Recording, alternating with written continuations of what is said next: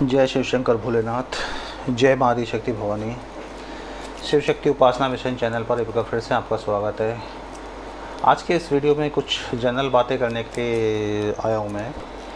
अक्सर लोग ये कहते हैं कि उन्हें साधना करनी है या माँ की कृपा प्राप्त करनी है, भगवान की कृपा प्राप्त करनी है। कई लोग तो ऐसा भी कहते हैं उन्हें दृष्टि प्राप्त करनी है। कई परेशान लोग हैं, कई तरह की दिक्कतें हैं। कोई चौकी दरबार में जाता है, वहाँ भगत को देखता है खेलते हुए, भगत को देखता है बताते हुए, वो सामने बैठे हुए व्यक्ति के बारे में भूत भविष्य वर्तमान सब बता देते हैं या उनको आशीर्वाद देते हैं, जिससे उस आए हुए व्यक्ति का काम हो जाता है। तो वहाँ बैठे हुए लोगों के मन में भी जिज्ञासा उत्पन्न होती है कि भाई ये काम मैं भी क्यों ना करूँ, या ये कृपा मुझे क्यों नहीं प्राप्त, या इसमें मैं क्यों नहीं कर सकता, मुझे माता की कृपा क्यों नहीं है, मुझ पर भगवान की कृपा क्यों नहीं है, या मुझे माँ काली की शक्ति क्यों नहीं प्राप्त हो सकती, या जैसे सामने वाले भगत के शरीर में माँ खेल रही है, सामने वाले भगत के शरीर में माँ आ रही है, तो मेरे शरीर में क्यों नहीं आ सकती। लोग ना फिर बड़ा डिफरेंस नहीं कर पाते कि उनको शक्ति या माँ की कृपा किस लिए चाहिए। बहुत मोटे तौर पे अगर मैं इस चीज़ को बताऊं तो लोग साधना भी करना चाहते हैं, कहते भी हैं, लेकिन 2-4-10 दिन करते हैं, फिर उस पथ पे चलते हैं, फिर लगता है तो बहुत ही टफ़ है, और वहाँ वो आधे अधूरे में उसको छोड़ जाते हैं। फिर उसका नुकसान उनको उठाना पड़ता है। उस नुकसान उठाने का खामियाजा क्या होता है, या उस अधूरे छोड़ने का खामियाजा क्या होता है कि उनके घर में गलत होना शुरू हो जाता है।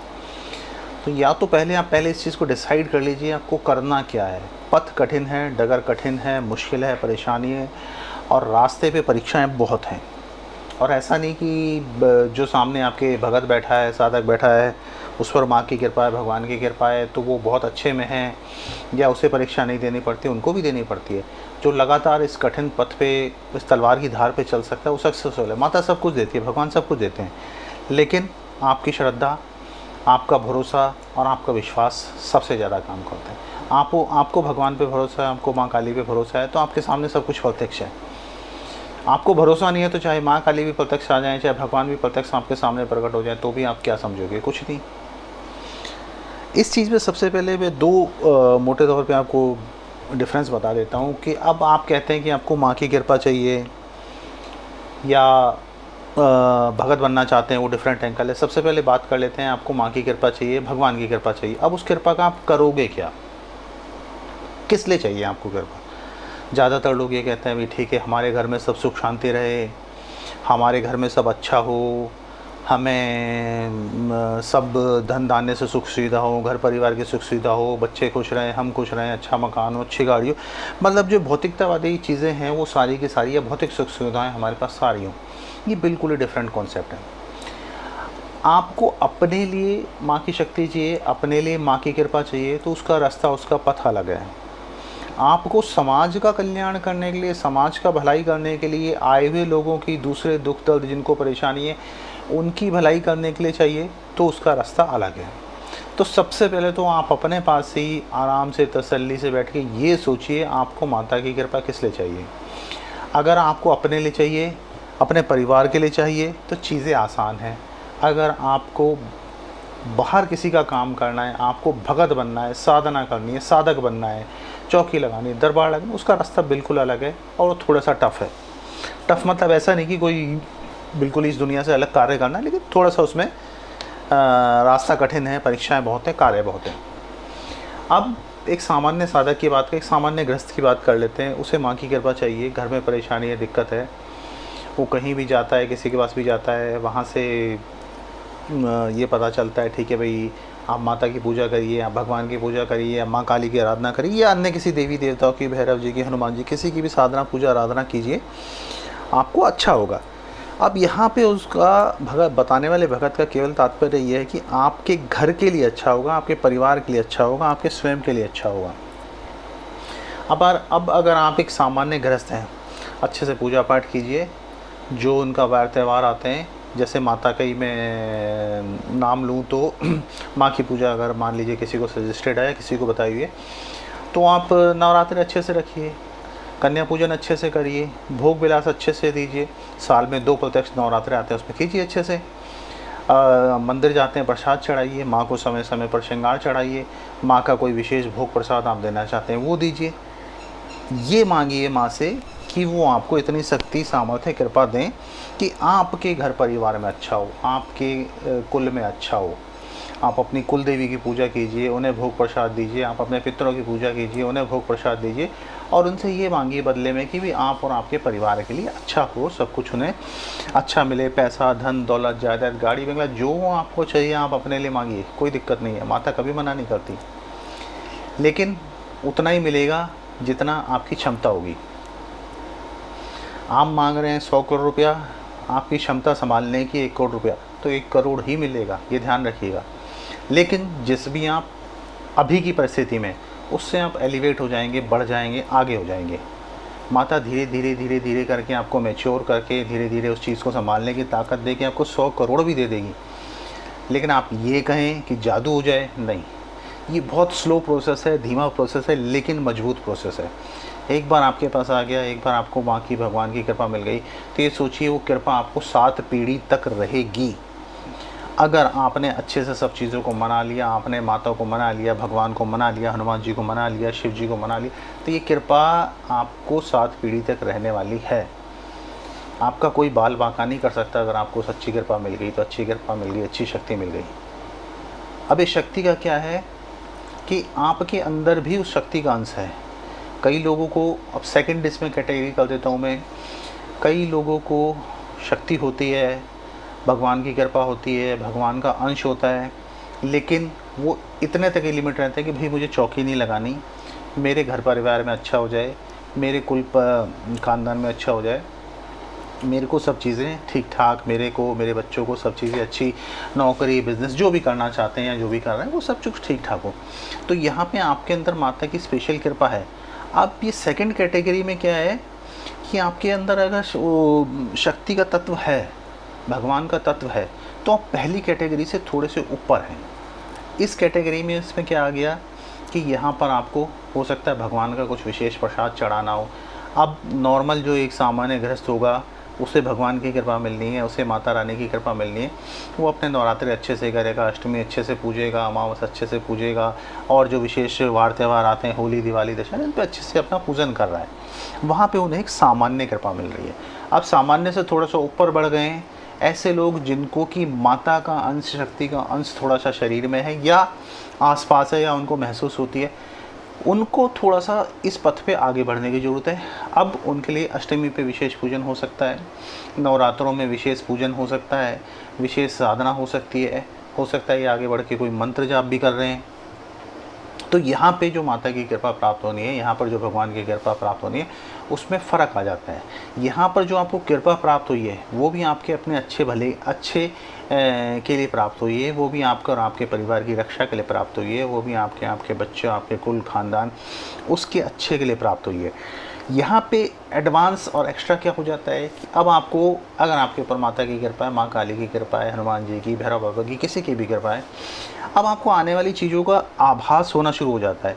अब आपको आने वाली चीज़ें दिखनी शुरू हो जाती है। अब आपका दिया हुआ वचन या आपका दिया हुआ आशीर्वाद फलना शुरू हो जाता है। आपने में बच्चों को, आप अपने घर परिवार में किसी को बोलते हैं अच्छा होने के लिए, तो उसका अच्छा होगा। आपको चीज़ों का पता चलना शुरू हो जाता है कि अब ये होने वाला है, वो हो, मतलब कैसे पता चलता है, थोड़ा सा अंदेशा होना शुरू हो जाता है, अंदाज़ा लगना शुरू हो जाता है, सोपन में दिखाई देने शुरू हो जाती हैं चीज़ें, या अच्छी उसी तरह की पॉजिटिव चीज़ें आपके साथ शुरू होने लग जाती हैं। तो आप अंदाज़ा लगा सकते हैं कि अब आपके ऊपर माँ की कृपा है, भगवान की कृपा है, भोलेनाथ आपसे प्रसन्न है, हनुमान जी आपसे प्रसन्न है, या भैरव बाबा आपसे प्रसन्न है, माँ काली प्रसन्न, जिस भी देवी देवता की आप पूजा करते हैं। लेकिन एक चीज़ मैंने जैसे शायद पिछले वीडियो में भी बताया है, किसी एक देवता या देवी की ही पूजा करें। 10-10 देवी देवताओं की पूजा मत करिए, भटकन हो जाएगी। इस पथ में जो सेकंड कैटेगरी में मैंने बताई, जहाँ पर कि कुछ को माँ की कृपा है या विशेष आशीर्वाद है, तो ऐसे लोग क्या कर सकते हैं कि अपनी उस शक्ति को मजबूत करने के लिए, अपनी उस ताकत को मजबूत करने के लिए, आशीर्वाद को मजबूत करने के लिए साधना सिद्धि कर सकते हैं, मंत्र जाप कर सकते हैं, चालीसा कर सकते हैं, बीज मंत्रों का जाप कर सकते हैं। जैसे पिछली कुछ वीडियोस में मैंने बीज मंत्रों के बारे में बताया हुआ है, उसको आप सुन के वो साधनाएं शुरू कर सकते हैं। 10 महाविद्या की कर सकते हैं, नव दुर्गा की कर सकते हैं, दुर्गा माता की कर सकते हैं, वैष्णो माता है, काली माता है, जो भी आपको कंफर्टेबल लगता है, जो जिस जिस माँ के पास भी आप अपने आप को नज़दीक से महसूस करते हैं, जिस माँ के साथ भी आप आपको अच्छे से महसूस करते हैं, आप उनकी पूजा साधना सिद्धि कर सकते हैं, कोई दिक्कत नहीं है। शुरुआत हमेशा बीज मंत्र से कीजिए, शुरुआत हमेशा छोटे मंत्र से कीजिए। इस सेकंड कैटेगरी में आपको अपने आप को मजबूत करना है। यही सेकंड कैटेगरी जिसमें कि आपको माँ की शक्ति का आभास है, देवता की शक्ति का आभास है, इससे ऊंची कैटेगरी थर्ड कैटेगरी में कन्वर्ट होता है, जहाँ पर कि आपको फुल फ्लैश पूर्ण रूप से भगवान की शक्ति, माता की शक्ति आपके शरीर पे खेलती है, या पूर्ण रूप से आपको आशीर्वाद पता चलता है। वहाँ पर आपको क्या है, आप दूसरों का भला भी कर सकते हैं, आप दूसरों के काम भी कर सकते हैं, दूसरों की समस्याओं को भी दूर कर सकते हैं। भूत प्रेत बाधा, काम धंधे के लिए आशीर्वाद या और किसी कार्य के लिए आशीर्वाद आप देना चाहें, रोग दूर करना चाहें, वो सब आप कर सकते हैं। वो बड़े लेवल का काम आ गया। लोग उनको देख के, फर्स्ट कैटेगरी वाले गृहस्थ लोग उनको देख के, या सेकंड कैटेगरी वाले सामान्य साधक उनको देख के, तीसरी कैटेगरी वाले भगत को, चौकी वाले को देख के उनके जैसा बनना चाहते हैं, लेकिन उनके जितनी मेहनत नहीं करना चाहते। समस्या यहाँ आती है। कई बार जो बिल्कुल सामान्य गृहस्थ है वो कहता है कि वो भगत बहुत अच्छा है, वो सब कुछ बता देता है। भाई उसके पास, उसके पीछे उसकी कई वर्षों की साधना हो सकती है, कई वर्षों की मेहनत हो सकती है। हमने उस मेहनत को, साधना को थोड़ी देखा है, हमने तो आज जो रिजल्ट मिल रहा है उसको देख रहे हैं। लोगों को 5-5, 10-10 साल लग जाते हैं, 20-20 साल लग जाते हैं, तब भी माता आदेश नहीं देती है कि भैया चौकी लगाओ या औरों का भला करो, नहीं होता। तो ये धीरे धीरे करके ना, ये प्रोसेस बहुत लंबा और लेंथी है। आराम आराम से मजबूत पकड़ करते हुए आपको चलना है। माता आपको तरीका बताएगी, अगर आपने गुरु बताया आपको तरीका बताएंगे, आपको मंत्रों का जाप, किसी को बहुत जल्दी भी हो जाता है, किसी को महीने भर में माता के दर्शन हो जाते हैं, किसी को 5-5 साल 10-10 साल नहीं होते हैं। तो डिपेंड करता है आपकी साधना, आपकी मेहनत, आपका कर्म कितना है। आपका कर्म कम है, आपकी साधना सिद्धि कम है, तो डेफिनेटली टाइम लगेगा। आपका माँ के लिए डिवोशन कितना है, बहुत जल्दी काम हो जाएगा। कई लोगों को तो 10-10, 11-11 दिन की साधना करते हैं, उसमें बहुत अच्छे दर्शन हो जाते हैं। तो ये सारी चीज़ें डिपेंड करती है आपके लिए माँ के प्रति रुझान कितना है, माँ के प्रति एक भावना कितनी है, भाव कितना है माँ के लिए, भगवान के लिए। तो उसी हिसाब से चीज़ों में फ़र्क आना शुरू होता है। जो सबसे पहली कैटेगरी है, उनके लिए सबसे बेस्ट रहता है, गृहस्थ हैं, आप सिंपल सा अपना पूजा पाठ अच्छे से कीजिए। सिंपल सा अपने जो ये सामान्य तौर पे जो नवरात्रि आते हैं या महाशिवरात्रि आती है, जन्माष्टमी आती है, इनमें अच्छे से मनाइए, उसमें भी आपको बहुत अच्छी कृपा प्राप्त हो जाएगी। ऐसा उसमें मत सोचिए। दूसरी कैटेगरी आ जाती है जो मैंने बताई कि जहाँ पर लोगों को शक्ति का, माता का, भगवान का एहसास है। ये पहली वाली कैटेगरी से थोड़ा सा ऊपर आ जाते हैं। इसमें आपको, अगर आप मजबूत होना चाहते हैं, इसमें आप ज़्यादा आगे बढ़ना चाहते हैं, भक्ताई करना चाहते हैं, साधक बनना चाहते हैं, चौकी लगाना चाहते हैं, तो फिर स्टेप बाय स्टेप आप बढ़ते चलिए। जंप करने का शॉर्टकट इसमें कोई नहीं है। गुरु कृपा की बात अलग है, लेकिन शॉर्टकट इसमें कोई नहीं है। आपको जाप करना है सबसे पहले। अब आप अपने आप को ट्राई करना चाहते हैं, 5 दिन की, 10 दिन की, 11 दिन की साधना उठाइए, 5 दिन की साधना उठाइए। सबसे पहले शिव जी के मंत्र का जाप, गणेश जी के मंत्र का जाप। फिर शुरुआत में कई लोग ये गलती क्या करते हैं कि तामसिक मंत्रों का जाप शुरू कर देते हैं। शरीर आपका बिल्कुल नया है। एक तरह से लगा लीजिए कि बहुत छोटा 2 साल का, 5 साल का बच्चा है, वो एक 50 किलो 100 किलो की चीज़ को कैसे उठा सकता है। तो ये बहुत परेशानी वाली, बहुत दिक्कत वाली बात आती है। डेफिनेटली उसको नुकसान होगा। थोड़ा सा भी उसका बैलेंस डगमगाया या कुछ ख़राबी हुई तो गिर भी जाएगा, लग भी जाएगी। तो वही चीज़ साधक के साथ होती है। आपने पत्थर तो उठा लिया, संभालना आता नहीं। आपने शक्ति तो उठा ली, संभालनी आती नहीं। वो कौन बताता है? गुरु बताता है। लेकिन आप सबसे पहले इसी चीज़ को क्लियर कर लीजिए कि आपको करना क्या है, आप किस कैटेगरी में आपको रखना चाहते हैं। आप सामान्य भक्त बने रहिए, कोई दिक्कत नहीं है।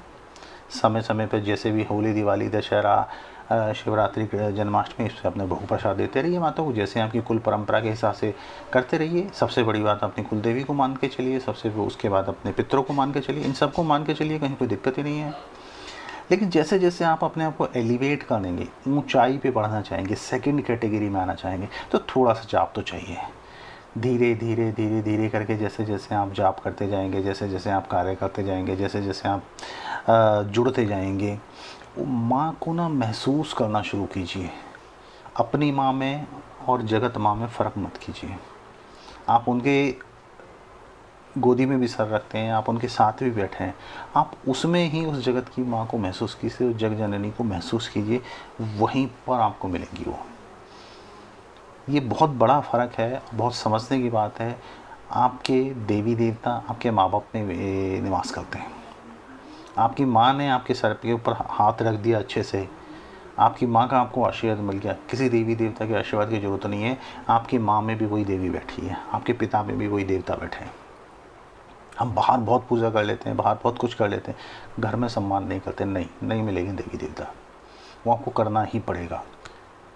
आप अपनी सास को खाना नहीं दे रही, सास को गाली दे रही हैं और बाहर प्रसाद चढ़ा के रही, भूल जाइए माता आपसे प्रसन्न होगी। तो सास में वही बैठी हैं, वो स्त्री रूप में वहीं बैठी हैं आपके पास। नहीं करेंगी नहीं मिलेगा, नहीं मानेंगी नहीं मिलेगा, जो मर्जी चढ़ा लीजिए। बहुत लोग परेशान हैं। आप सास ससुर भूखे बैठे हैं या मंदिरों में प्रसाद बांट रहे हैं, कुछ नहीं होना, जितना मर्जी कर लीजिए। चीज़ों का फ़र्क समझिए, चीज़ों का डिफरेंस समझिए। किस तरह के साधक बनना चाहते हैं, किस तरह की पूजा करना चाहते हैं, क्या कृपा प्राप्त करना चाहते हैं। माँ तो कृपा देने के लिए बैठी है। आप देखिए आपका भाव कितना है, आपका सहारा कितना है, आप कितना आगे चल सकते हैं। माँ के लिए तो एक अच्छे से अच्छे साधक भी बैठे हैं और बिल्कुल एक निम्न साधक भी बैठे हैं, कमज़ोर साधक भी। माँ तो दोनों का सहारा बनेगी, लेकिन सहारे के लिए आप बुलाइए, उस हिसाब के कर्म कीजिए। अब दूसरे लेवल के साधक से ही तीसरे लेवल के साधक में आप पहुंच पाएंगे, दूसरे लेवल के भगत से ही तीसरे लेवल के भगत में आप पहुंच पाएंगे। सामान्य गृहस्थ साधक सबसे सिंपल है, पूजा पाठ शुरू कीजिए। अब अगर आप इस लाइन में बढ़ाना चाहते हैं तो उसका एक प्रोसेस है, उसका एक तरीका है। पहली कैटेगरी में रहना चाहते हैं तो कोई लंबी चौड़ी पूजा पाठ की ज़रूरत नहीं है। जो आप सामान्य तौर पे अपनी कुल परंपरा के हिसाब से करते हैं वो कीजिए, उस पर भी बहुत कृपा प्राप्त होगी। आपके देवी देवता सनातन धर्म में जो देवी देवता माने गए उनकी पूजा कीजिए, हाथ जोड़ के चलिए, समय समय पर प्रसाद दीजिए, बहुत कृपा प्राप्त होगी। सेकंड लेवल पे कई बार होता है कि कई लोगों के घरों में माता का वास है या देवता का वास है, तो वही आगे चलते आते हैं। कभी किसी के शरीर में भी आ सकते हैं, कभी वैसे भी कृपा दर्शा सकते हैं। तो बहुत अलग अलग मेथड है वो। लेकिन वहाँ पे सेकंड स्टेप में क्या हो गया, वो अब आपसे थोड़ा सा ज़्यादा उम्मीद है, अब आप भगवान के थोड़े ज़्यादा नज़दीक हैं, वहाँ पर वो आपसे उम्मीद ज़्यादा करते हैं, वहाँ पे वो आपको सब कुछ देने को तैयार बैठे हैं। पहले वाले से ज़्यादा आपको मिल सकता है, पहले वाले से ज़्यादा कृपा आपको आ रहा है। पहले वाले साधक को हो सकता है माता इंडिकेशन ना दे, भगवान इंडिकेशन ना दे, रास्ता ना बताए, या उसके अपने कर्मों के हिसाब से चीज़ें। यहाँ आपके कर्म आपके भाव के हिसाब से बदलते हैं। आपके कर्म अच्छे हैं, आपका माता के प्रति भाव अच्छा है, आपके कर्म सीधे हो जाएंगे। कुछ गलती भी करी होगी वो भी माता सुधरवा देगी आपसे, आपको एक अच्छी डायरेक्शन देगी, सच्ची डायरेक्शन देगी, रास्ते दिखाएगी, आपके बच्चों के लिए रास्ता दिखाएगी, आपके परिवार के लिए रास्ता दिखाएगी। धन दौलत जायदाद बहुत छोटी चीज़ रह जाती है। फिर जब जगत का स्वामी, जगत की माँ आपके पास है, जग जननी माँ आपके पास है, फिर बाकी सब बहुत छोटी चीज़ है, सब मिलेगा।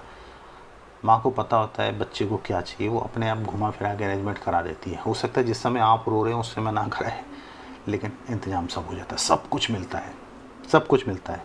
सच्चे मन से अच्छे मन से माँ को पुकारेंगे, सब मिलेगा, कहीं आपको किसी चीज़ की कमी महसूस नहीं होगी। लेकिन यहाँ पर आपको क्या है कि उसी हिसाब से सोचना पड़ेगा, उसी हिसाब से करना पड़ेगा। सेकंड लेवल के साधक जो मैंने बताया, यहाँ पे आप शुरुआत में क्या कर सकते हैं कि किसी बीज मंत्र की, जिस भी देवी देवता भगवान की आप पूजा करना चाहते हैं उनका बीज मंत्र ले लीजिए, सिंपल उसको जाप करना शुरू कीजिए। नहीं तो माता की अगर कोई पूजा करना चाहता है तो सबसे आसान नवाण मंत्र होता है। माँ दुर्गा की पूजा शुरू कीजिए, हमेशा सात्विक रूप से पूजा शुरू कीजिए। अगर आप कोई, मैं विशेष बात नहीं कर रहा हूँ, ये बिल्कुल सिंपल वाली आपको बताने की कोशिश कर रहा हूँ।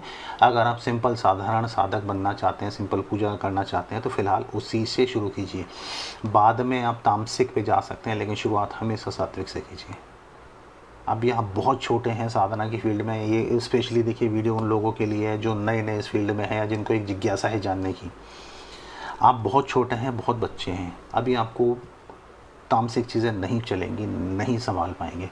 सात्विक रूप में शुरू कीजिए, माँ दुर्गा की पूजा शुरू कीजिए, माँ वैष्णो रूप में पूजना शुरू कीजिए, धीरे धीरे करके। और हर गृहस्थ को वैसे सात्विक पूजा ही करनी चाहिए मेरे हिसाब से। तामसिक पूजाओं में कई तरह की चीज़ें होती हैं, कई तरह के परहेज होते हैं, कई तरह के कार्य होते हैं, वो हर कोई नहीं संभाल सकता। माँ दुर्गा की पूजा कीजिए, माँ वैष्णो रूप में पूजा कीजिए, वो सब सुनेंगी आपकी, सब चीज़ें पूरी करेंगी। कई लोग बलि देते हैं, कई लोग मांस मदिरा चढ़ाते हैं, ज़रूरत नहीं है। आप सिंपल पूजा करेंगे, माँ आपकी तब भी खुश है। माँ को माँ तो कहना सीखिए, माँ को माँ तो मानना शुरू कीजिए, सब मानेंगी आपकी, वो सब सुनेंगी आपकी। आप माँ पुकारना नहीं चाहते, लेकिन चाहती हैं वो सारे काम कर दे, वो नहीं होगा, वो नहीं सुननी कभी।